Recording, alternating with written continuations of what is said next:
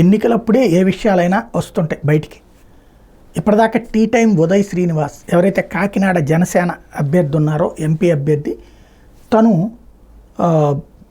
BTech పూర్తి చేసి ఆ తర్వాత విదేశాల్లో సాఫ్ట్వేర్ కంపెనీ నెలకొల్పి వాటి ద్వారా ₹1,00,00,000 సంపాదించాను అనేటువంటిది ఆయన చెప్పుకొచ్చేది.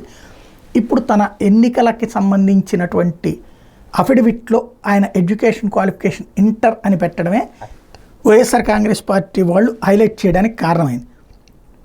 ఏంటయ్యా అంటే ఉదయ్ సమర్పించిన ఎన్నికల అఫిడవిట్లో ఇంటర్ వరకే చదివినట్టు పేర్కొన్నారు. బీటెక్ చదువు మధ్యలోనే మానేసినట్టు వెల్లడించారు. దీంతో ఆయన ఇంజనీరింగ్ చదువులు చదవలేదన్నట్టు. ఇందులో హైదరాబాద్ TRR ఇంజనీరింగ్ కాలేజీలో ఎలక్ట్రానిక్స్ అండ్ కమ్యూనికేషన్స్లో ఇంజనీరింగ్ చేశానని ఆయన పలు ఇంటర్వ్యూలో చెప్పుకుంటూ వచ్చారు.